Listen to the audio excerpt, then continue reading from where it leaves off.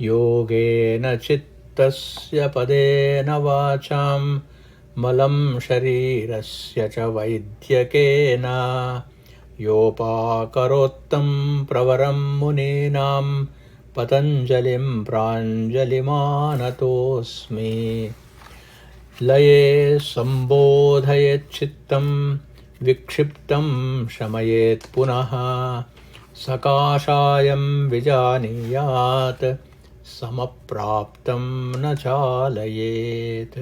Om. I'm sure by now you must have noticed that Yoga Shastra very meticulously avoids promoting any religious practice.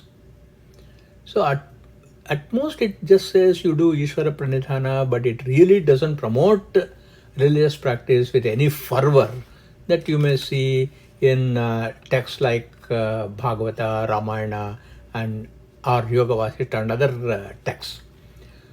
So this is pretty proper. This is in keeping with the mandate of Yoga Shastra because it is designed to be non-denominational.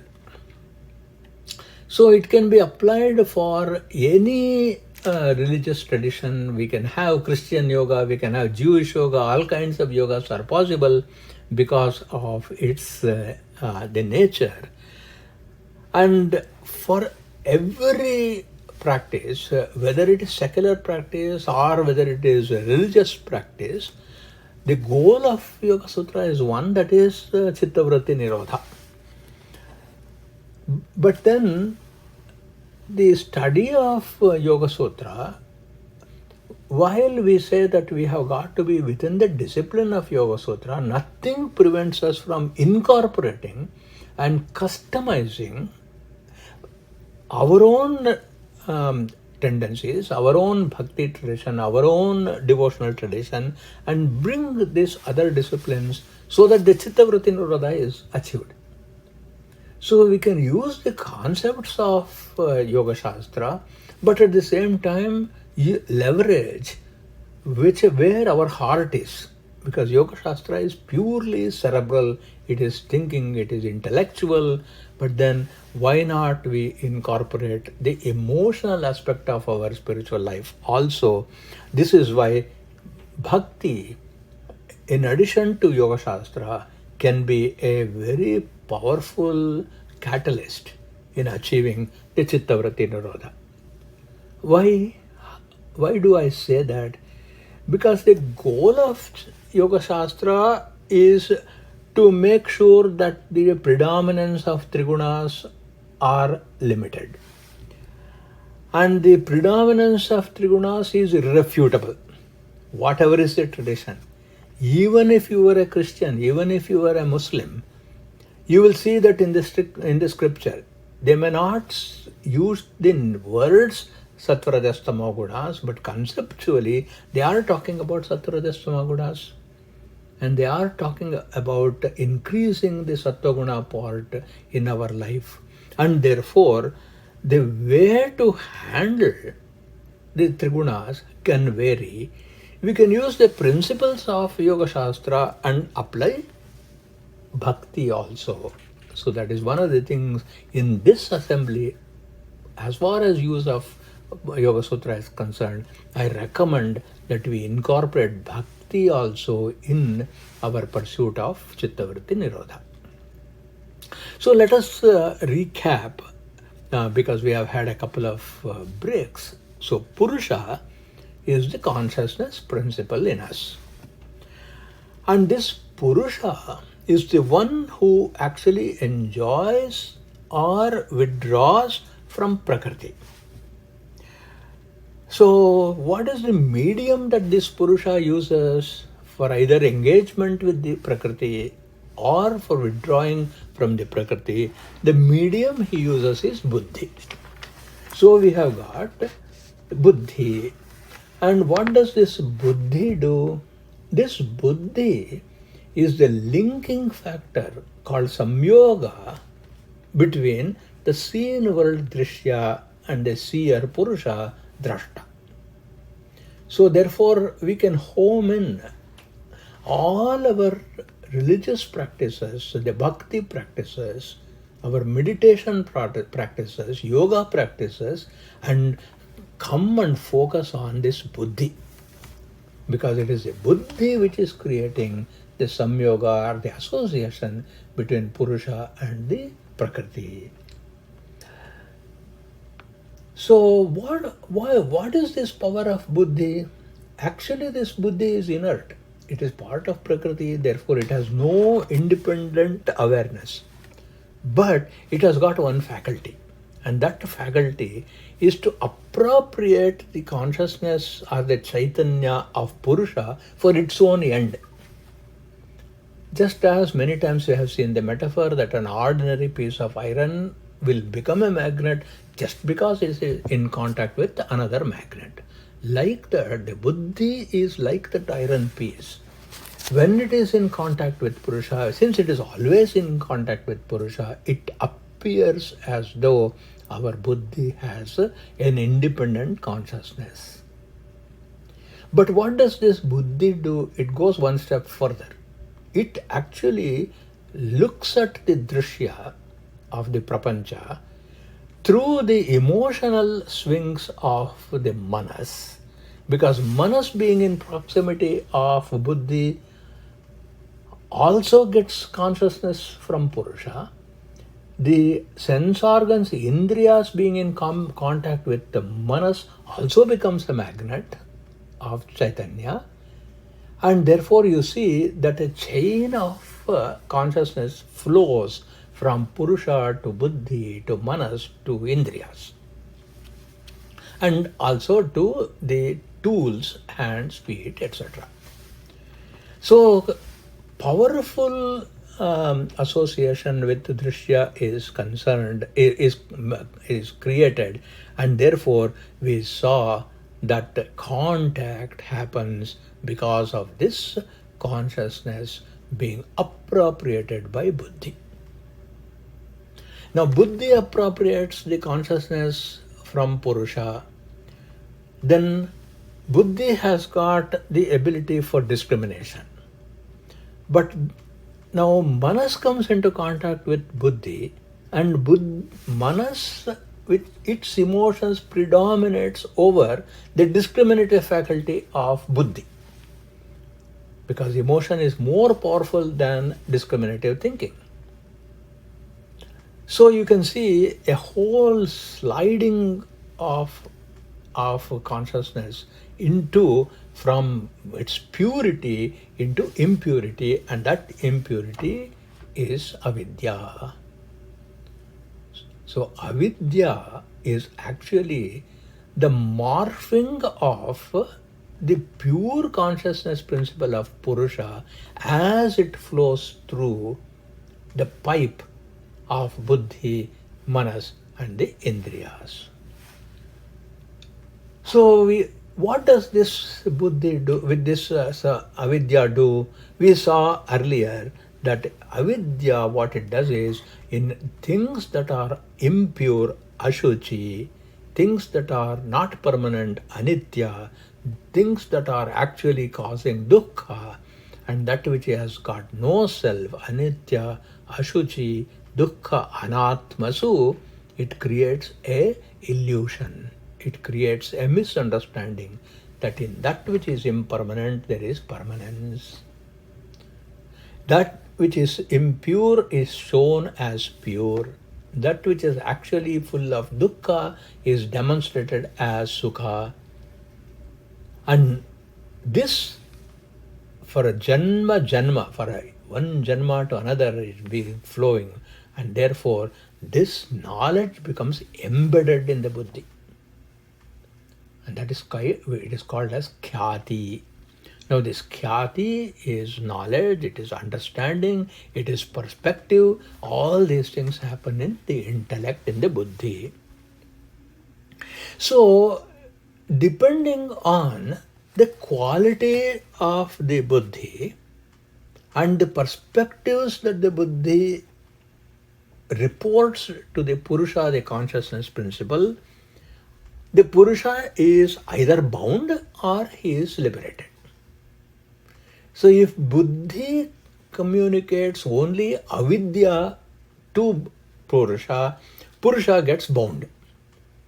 And because of that bondage, it is the Purusha who suffers the klesha. See, somebody's error. Chapani.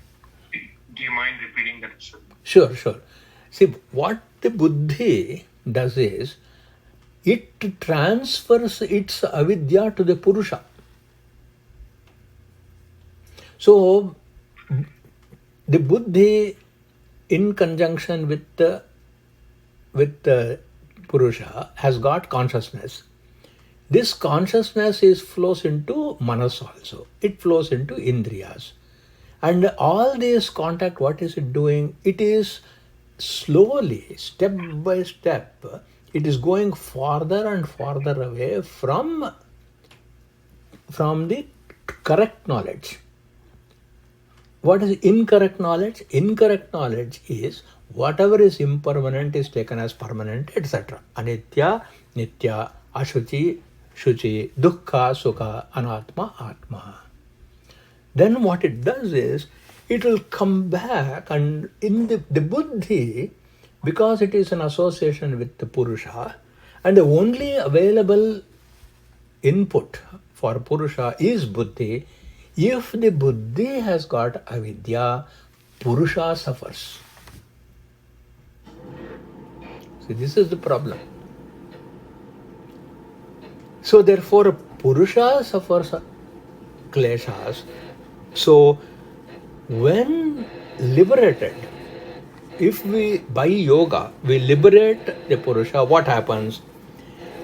The samyoga link is broken. See, in dhyana, in bhakti, then what happens? We actually cut off this sequence. So how do we do that? By introducing, that's why I said bhakti is a good strategy, by introducing the Ishtadaiva, embedding it into the buddhi, then what happens? There is a filter. So the next sutra under study, 225 says, Tadabhavat, Tat Abhavat. What abhava? What absence? Avidya absence. In the absence of avidya, then samyoga abhavaha, contact also goes away. So what happens in meditation? In meditation, we dissociate ourselves from drishya. This is the solution. So what is the solution? The solution in simple terms is, when the seer Purusha is prevented from seeing the drishya in the color of the buddhi, the Purusha gets liberated. And this is where yoga comes. But what is the obstacle? The obstacle is, look at our mind. Mind consisting of both emotion and intellect.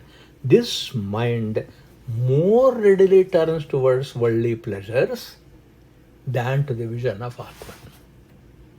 So the first battle to be fought.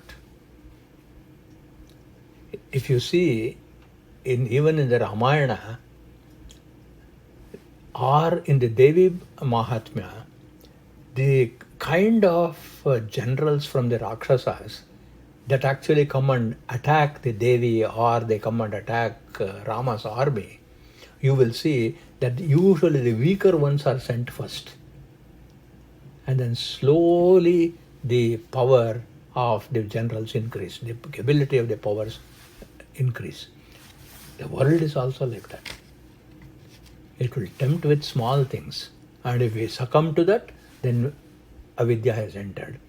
Then you resist it, more powerful thing will come. You resist it, even more powerful things to come.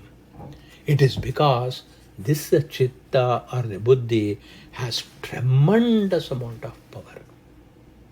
How much? One single drishya is enough for us to completely lose control. One single. however much sadhana a person has done. And years of sadhana collapses. That is why one has to be very, very cautious. As you all know, there was Mahakavi Kalidasa. This Kalidasa wrote a very beautiful drama called Vikramorvashiya. In this drama called Vikramorvashiya, which is one of the three excellent plays authored by Kalidasa, the others being Malakagnimitra and Abhijnana Shakuntala, our subject is, I have taken out of Vikramorvashiya drama. This is where the power of the mind, of the chitta, can confuse even the most adept of the minds. So just because we have done Shastradhyana, it doesn't mean that in times of challenges, our mind can come to our rescue. As I said, one single drishya is enough. So we have all heard Urvashi is a very celebrated nymph, an apsara, in the court of Devendra. And this Urvashi is a very ancient character. She is actually mentioned in the Rigveda, in the Shatapatha Brahmana, and it is mentioned in connection with her lover Pururava. He is also known as Vikrama. He is the hero of Vikramorvashiya. So you can imagine how beautiful was Urvashi, because even Rigveda talks about it, and there is a story behind it. It seems Nara and Narayana were actually doing tapas in Badrikashrama, great tapas. And at that point of time, Indra feels disturbed, so he doesn't want them to continue their tapas. So he sends Rambha and Tilottama, two of the most beautiful apsaras in his court. And they come to entice Narayana.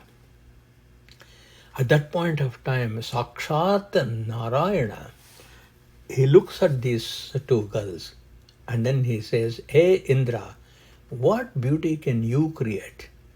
Look what I can create." And he just taps his palm on his thigh. In Sanskrit, the word for thigh is uru. And when he taps, when he claps on the thigh, the beautiful nymph Urvashi comes out. And this Urvashi is not an ordinary damsel. She actually married two devatas, Mitra and Varuna. And with them she got Vasishtha Maharshi. Vasishtha Maharshi is her son, and so also Agastya. Two of the great rishis are Urvashi's children. And once Urvashi had come down to the earth, to one of the beautiful lakes. And then she was actually there with her friends. And Pururava was there. Eyes meet. Only one single sight. Pururava looks at her, and so Urvashi looks at Pururava, and both of them were smitten by love. As I said, only one sight, one drishya. But Urvashi had to return to heaven. And because there was an urgency, she had to play a role in the divine drama of Lakshmi Swayamvara, which was authored and directed by Sakshat Bharatamuni. So she runs back.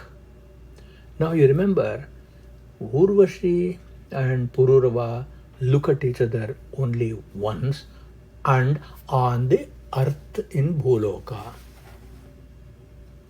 Urvashi left the earth and he goes to Svargaloka. But the Chitta Vritti that is disturbed carries from Bhuloka to Svargaloka.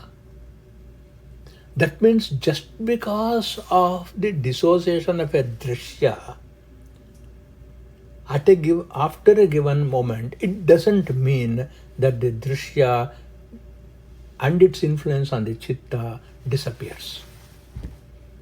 It can be carried from loka to loka. which means it can be carried from Janma to Janma. That is what we call as Vasana. So here, Urvashi's Chitta is locked in the memory of Pururava. And Pururava's Chitta is locked in the memory of Urvashi. So what was the consequence? Pururava starts ignoring his duties as a king on the earth. Now let us see what happened in the Lokantara, that is in heaven. Bharata Muni was directing this dance drama Lakshmi Swayamvara in Swarga. Urvashi was playing the role of Lakshmi. So at that time, Urvashi, who is smitten by love for Pururava, instead of saying in the dialogue Purushottama, she says Pururava. You can see how when the Chitta Vritti is disturbed, even our speech will be disturbed. Immediately Bharata Muni actually gets angry and then he curses her, you go down to earth. And she takes it as a blessing. Falling down from Swarga, Urvashi takes it as a blessing. This is the power of Drishya and Buddhi Samyoga. That is why this section is so intent upon talking about what happens in Samyoga. So Urvashi descends, and then there was some reason, you can see in the Nataka. In this, because of this reason, Urvashi had to leave and go back to Swarga. The condition was as soon as Urvashi gets a child from Pururava, then the Viyoga takes place. Is that not true? All Samyogas are conditional. That's the principle here. The Samyoga of Urvashi and Pururava in the first instance, conditional. What is the condition? The condition is when the urgency of her having to act in the drama, she has to leave the Drishya. And the next condition is she can be with Pururava until he gets, the union, they get a son by name Ayush. The moment they see Ayush, she had to go back. And it plunged both of them in the Viyoga in deep sorrow again. So this intensity of Purusha, Buddhi, Drishya raises a question. Is it ever possible to say they lived happily ever after? This is not a pessimistic view, but please think. All Samyogas are going to end in Viyoga, but still the avidya is such that all Samyogas are Nityam. So therefore, what is the purpose of yoga? The purpose of yoga is for the proper engagement with Drishya. That's what I am driving at. The improper engagement with Drishya causes avidya. Every moment the buddhi must be trained to withdraw into itself.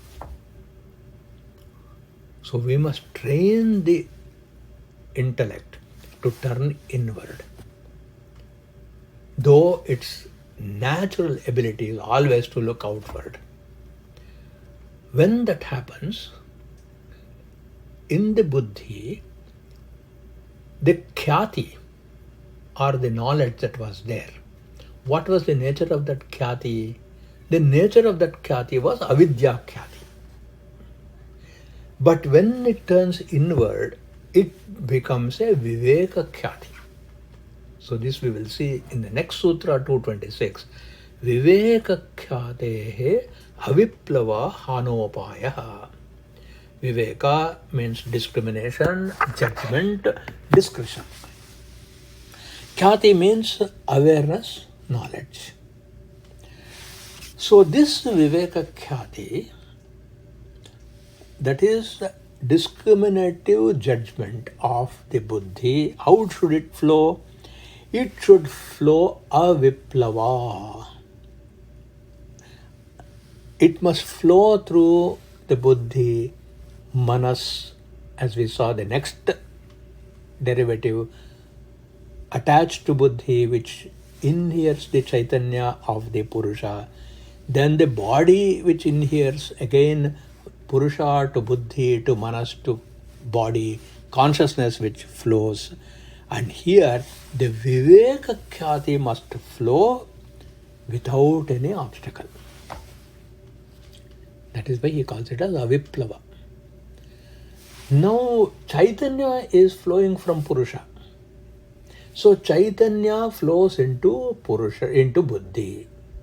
Now what does this buddhi do? This buddhi causes a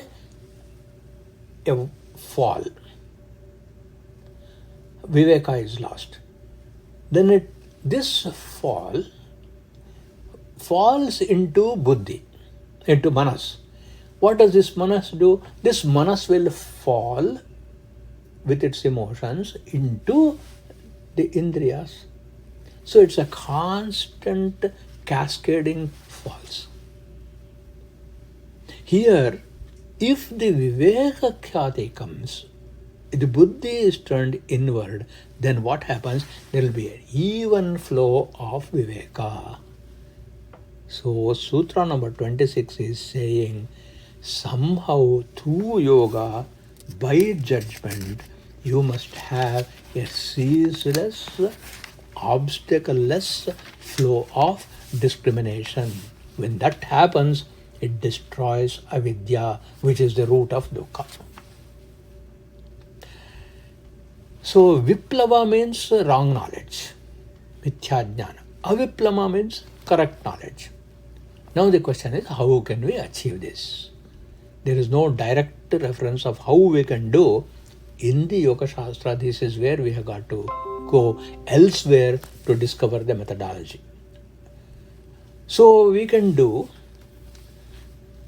Shastra Dhyana, we can get Upadesha from Guru, we can do Shravana Manana. All of that we have done. In spite of that, why Viveka Khyati does not come? We have to ask that question. Any amount of study. We know that everything is not impermanent, but still change we fear because of Abhinivesha. Why is that?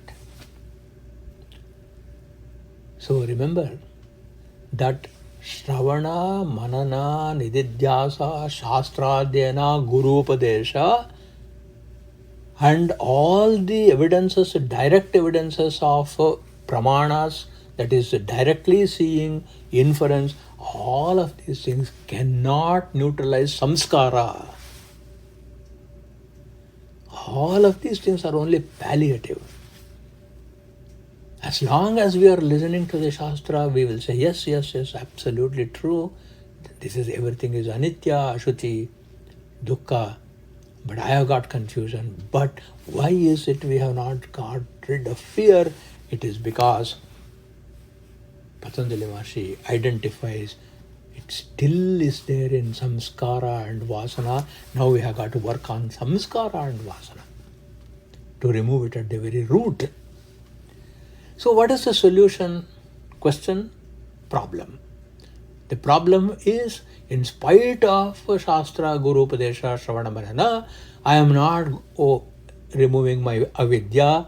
Then what is the solution? Solution is given earlier as Abhyasa Vairagya. But then Abhyasa Vairagya, then Aviplava state of can happen by means of practice. But we have got to overpower Rajastamo gunas by Sattva guna. When by yoga, among the three gunas, we empower Sattva guna and dominate on Rajas and Tamas, then mithya jnana will not arise. This is where bhakti comes into play. Because in bhakti what happens, suppose you place your Ishta Devata at the forefront on the buddhi, the first contact that Purusha gets in the realm of buddhi is your Ishta Devata. Let's take an example. You think of having a crystal murti, a crystal Shivalinga, a crystal Narayana, and then you place it in the very forefront of your buddhi. And all the contact, the samyoga, through the indriyas, through manas and through buddhi, ideas has to pass through your Ishta Devata. And what is the nature of this crystal Ishta Devata? It holds back Rajastamo gunas and allows only Sattva guna to reach the Purusha. And thus for Purusha, the only thing he sees in buddhi is Sattva guna. Then the reaction of the Purusha is to flow through aviplava Chaitanya. There's Chaitanya which is purified by Sattva guna, it will go through. Is there any contemporary example of such an achievement? Because again, we have to look at people who have actually achieved. Otherwise, it becomes theoretical. We have all heard of Sardar Vallabhbhai Patel. In 1905, he was afflicted with the bubonic plague. So, it is a highly contagious disease, no doubt. But when a person is extremely sick, what is it he needs most? First is, of course, medicine. That will happen anyway. What he needs most is the presence of his loved ones taking care of him all around, isn't it?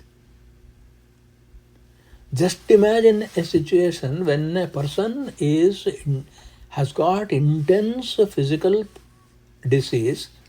If nobody is there, what is the feeling? That is why my heart broke when I heard about Jagan Garu's passing because of COVID. And what was his condition? He was in the hospital, and whoever goes to him is in the PPE, and then nobody can see him, nobody can talk to him. Even Vijayagaru cannot go inside and see him. She did not get an opportunity to hold his hand and then at least say, I love you, that he was not given that opportunity. What should be the miserable state of Jagan Garu's mind in those last few moments? Just imagine. And here we have Sardar Vallabhbhai Patel with the bubonic plague. Instead of expecting that his wife and children will be close to him, and then even with, protective gear, whatever, and tend to him, he had an aviplava viveka khyati. And what he did was, he sent all the members of the family to safety. Alone,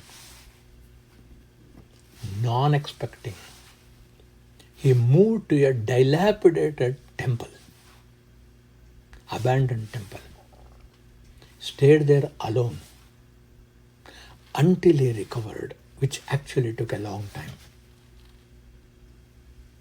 What should be the state of his buddhi? A Parama Yogi, and this is not Purana. This is just 100 years ago. There may be some elders in our family who have actually lived in that time and spoken in first person that he had seen. Is that why he's called Steel Man of India? Yes, absolutely. Absolutely. Then, how many people can have such mental strength? And he never talked about his Ishtadevata. He never talked about how he achieved it. He demonstrated it. 1909, his wife Zaveriba was hospitalized in Bombay. And she had to undergo a major surgery for cancer. At that time, Vallabhbhai Patel was a very, very well-known, famous lawyer. He was arguing a case in the High Court. Zaveriba's condition worsened, and then in spite of successful emergency surgery, she died in the hospital.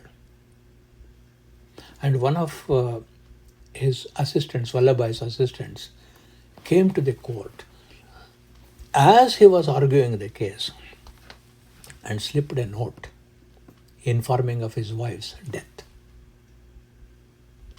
Patel looks at it, puts it in his pocket, continues the argument, and goes on to win the case. Unfazed, aviplava viveka khyati. He broke this news of his death only after all the proceedings had ended and the judgment was delivered. This is documented history, not Purana. Which means that it is possible if one puts the mind to achieve this Viveka Khyati. If it was not possible, if it was not humanly possible, then Yoga Shastra would have been a fiction. I have taken one example. I am sure you can find myriad examples of such capacity.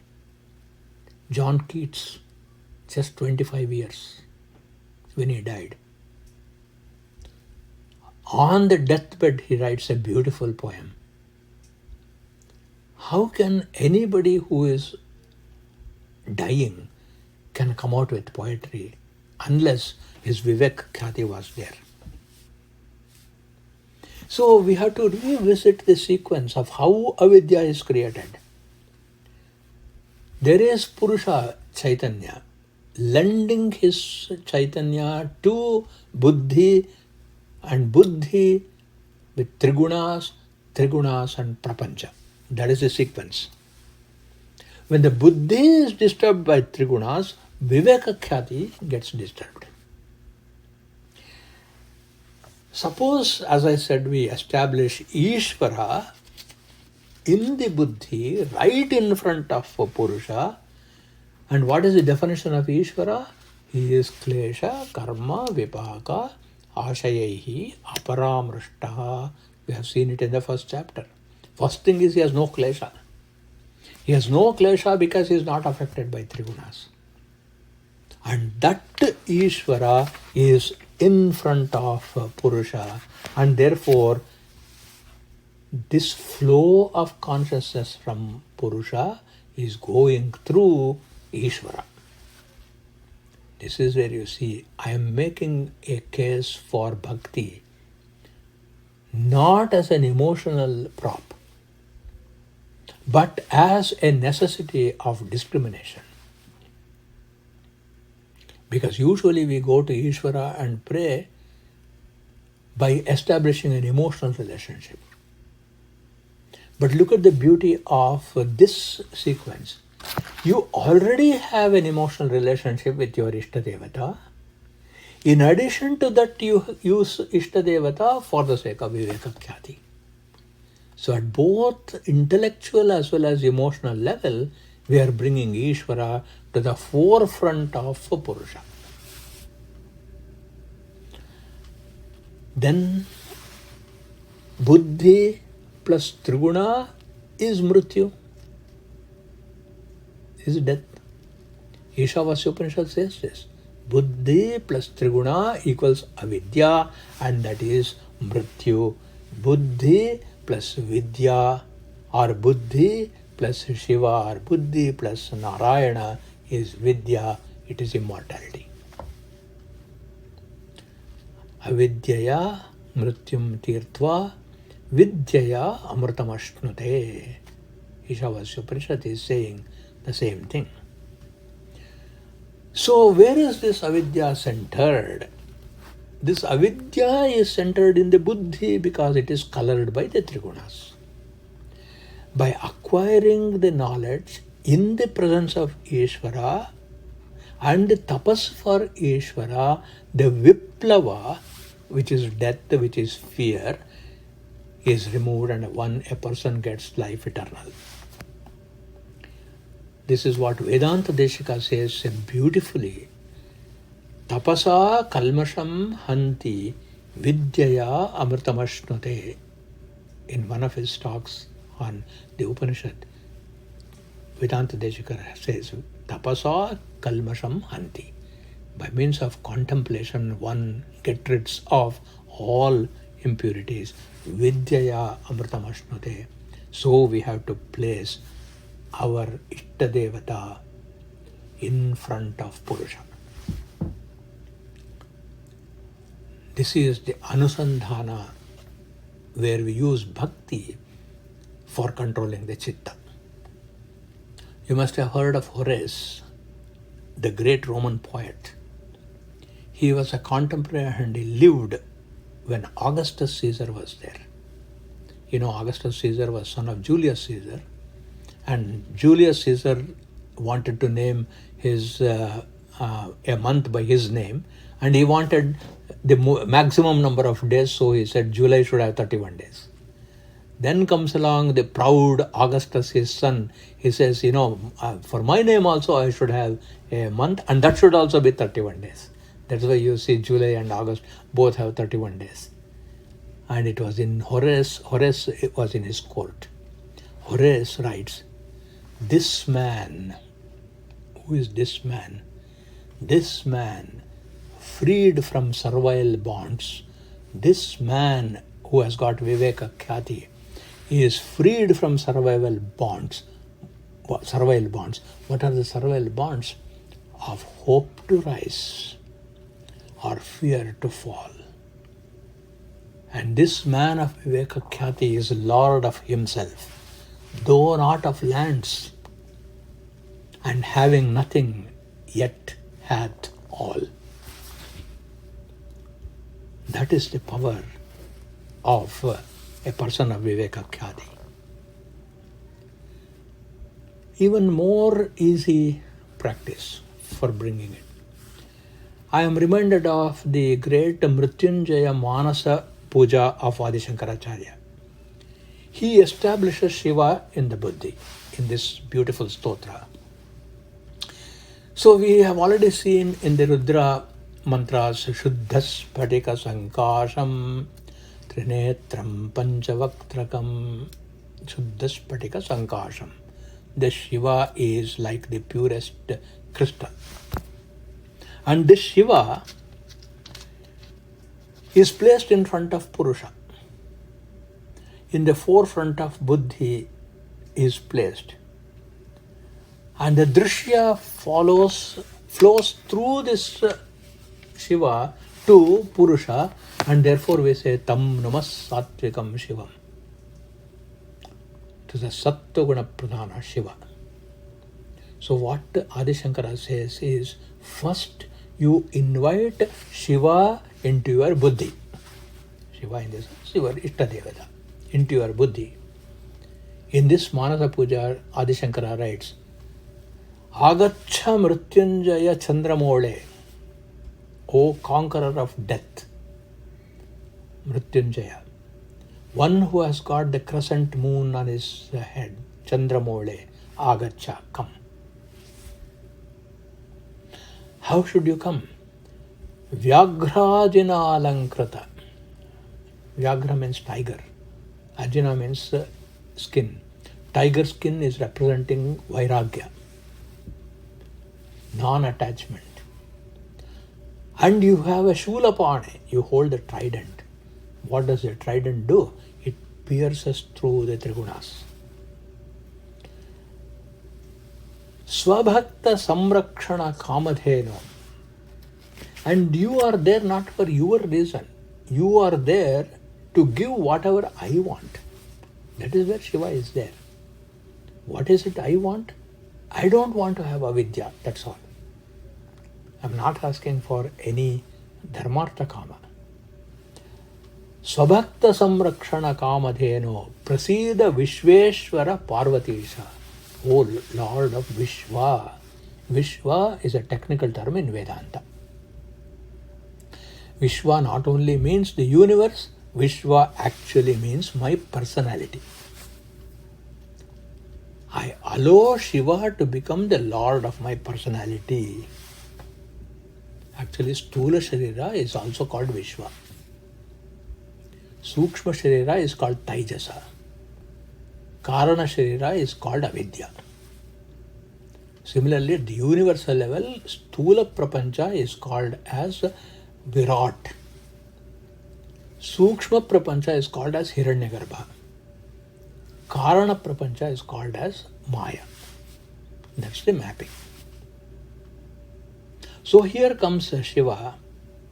In every contact the Buddhi comes, Bhagavan Shiva is in the front. With him in the front of Purusha, with the Buddhi, Manas, Indriyas and the body, what we do? We roam about in the world. This roaming about in the world is pradakshina. We roam in the world of our profession, in taking care of our children, in going and buying grocery, in cooking and sleeping. All of this is pradakshina only. And you are doing namaskara in every one of those steps. Why? Because he is there in front of you. And we talked about the fall. Consciousness, because of avidya in the buddhi, falls into the mind. Avidya in the manas falls into the indriyas. Avidya of the indriyas falls into the organs of knowledge and action. But here we also fall. But that falling is prostration without falling. When you do Saštanga Namaskara and you fall on the earth, it is prostration without falling. Shankara. Pade pade sarva tamo nikruntanam. Every step I take. You go for grocery, one step. Take your children, grandchildren, second step. Whatever step you say, pade pade sarva tamo nihantanam. Wherever avidya sprouts up, you come and destroy that. Not only that, pade pade sarva shubha pradayakam. You remove the obstacles, you remove avidya, and you bestow what is auspicious. What is auspicious? Never going out of Atma Jnana. Never losing Viveka Khyati. Under the direst of circumstances. Pradakshinam bhakti yutena chetasa. See how carefully Shankara uses the word. Pradakshinam, I do this pradakshina, roaming about, bhakti yutena, mixed with bhakti of the chitta. Bhakti yutena chetasa karomi mrityunjaya raksha rakshamam. This is how we ask for the blessing and filtering away completely all the avidya. So for us who are in this Vedic tradition, we can definitely appropriate the Yoga Sutra teaching in removing this avidya through the portal of our Ishtadevata. So bhakti can be such a powerful concept. So, and then this we will map on to the four important concepts that Yoga Shastra talks about, which has spoken about in the recent time. Four concepts. Number one, that which has to be abandoned has to be given up. Avidya has to be given up. Dukkha which is going to come in future, heyam dukkha managatam, has to be given up.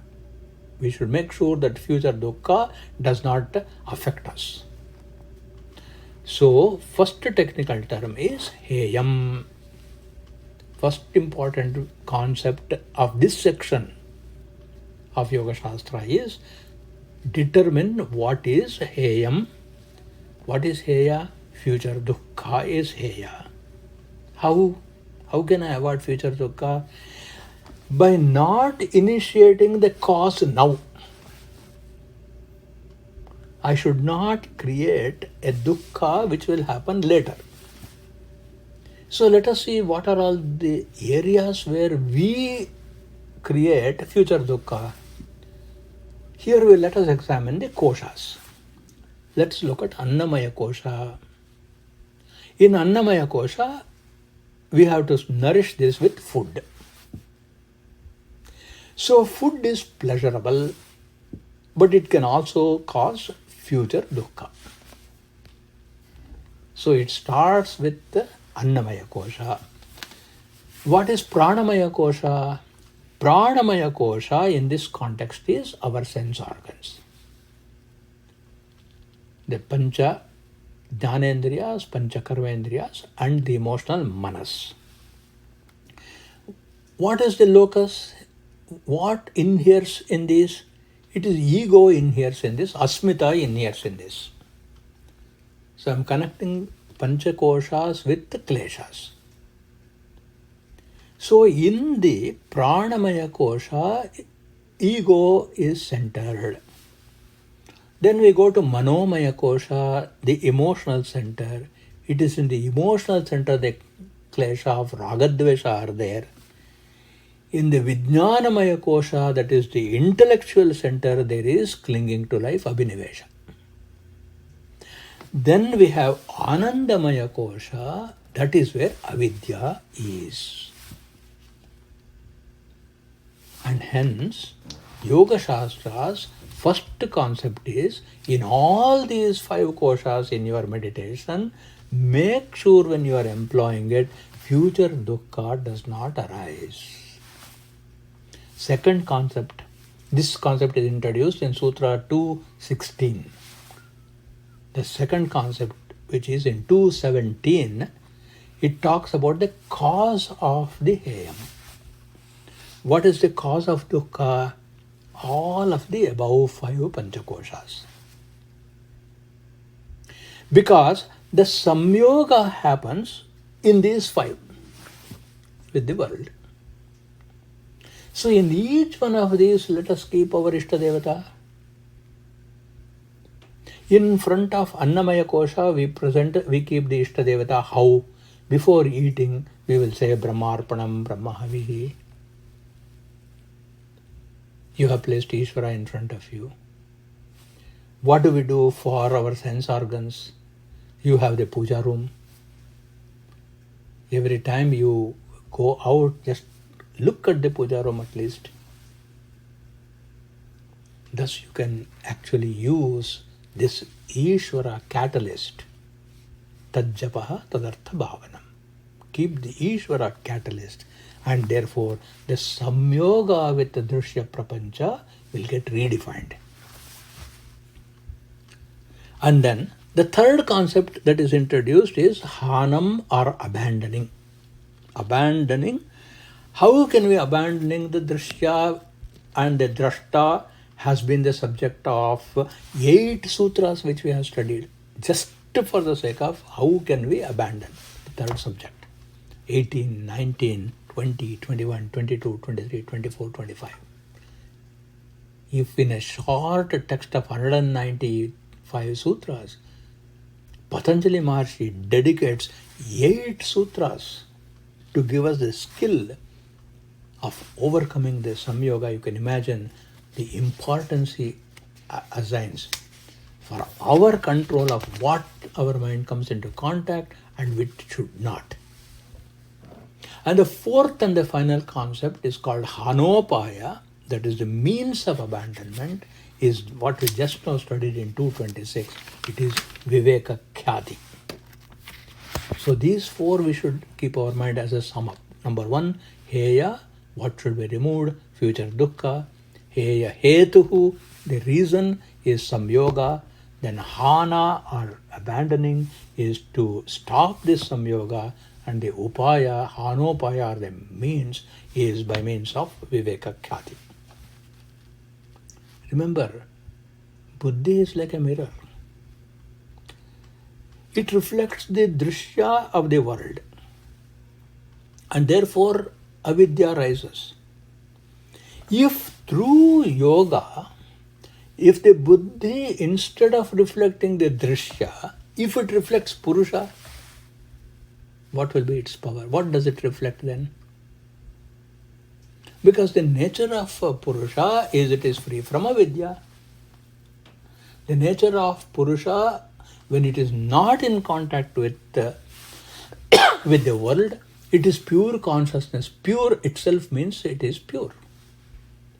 It is pure consciousness. Shuddha Chaitanya. So being a Shuddha Chaitanya, it will be untainted by avidya, and therefore the knowledge obtained by the Purusha is also pure. And therefore what we should do is, in yoga, in dhyana, the buddhi mirror should be turned away from the drishya and turned towards the Purusha. That is what should happen. Then the right knowledge, viveka khyati, will flow. So we have already seen the strategy of abhyasa vairagya. Now let's ask the question, what are the primary barriers for this viveka khyati? We already saw it is because the mind is hijacked, the buddhi is hijacked. But actually, what does buddhi do to present the barrier? It creates two things. One is called samshaya or doubt, another is called viparyaya or error. We have already seen this in the first chapter.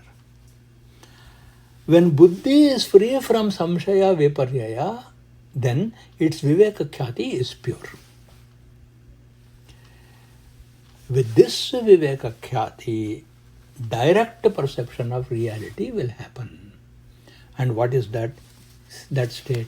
That state is being like a sthita prajna. This is actually called as kaivalyam. This is called as moksha. So the first thing that we have to do is to remove samshaya and viparyaya by turning the buddhi towards purusha. What are the means? Let us look at 8 steps of achieving this. First step is study. It is called adhyayanam. We have to study and know the nature of Purusha, the nature of Atma, the nature of Ishvara. Step number 1. Step number 2 is called Shabda, or the oral instruction given by our gurus. The third step is called Uha, or reasoning by ourselves. And number 4 is very important. It is called Suhrit Prapti. That means being in the company of like-minded people who are independently contemplating and studying and having a discussion. And each one of them will have to bring to the table their understanding of the reality of the Viveka. Because whatever I have understood about the scripture must be validated by you. Then only I can be sure of my thinking. Even such an eminent poet like Kalidasa in Abhijnana Shakuntala says, Aparitoshad vidusham nasadu manye prayoga vijnanam. Balavadapishikshitanam atmani apratyayam chetaha. And you may remember our studying this beautiful shloka where he says that unless all of you in the assembly, learned assembly, you say that my presentation of Abhijnana Shakuntala is valuable, then only I feel satisfied. Because however much I am learned, balavadapi shikshitanam, however learned I am, atmane apratyayam chetaha, I will never get confidence that I have known correctly. Until such time, you have all approved of that. So first is adhyayana, second is oral instruction by the teacher, third is uha or proper reasoning, fourth is consulting with learned friends, fifth is called dana. Please note, dana is not charity here. This is from Sankhya Shastra. It's a technical term which means purity of the knowledge. And the sixth one is, sixth, seventh, eighth is enduring adhyatmika, adibhautika, adidaivika tapas. All of them. Capable of enduring whatever difficulties come to us. These are the 8 steps with which our knowledge can be purified, and our firm bhakti in Ishvara, and Ishvara as the one who filters rajastamo gunas coming from drishya. So the drishya samyoga itself need not be avoided, because we need not give up all our family and run away into the Himalayas and live alone. We can do everything that we are doing, but have this filter which filters away rajastamo gunas and only allows sattva guna to come into contact with the Purusha. More we'll see in our next meeting. Thank you.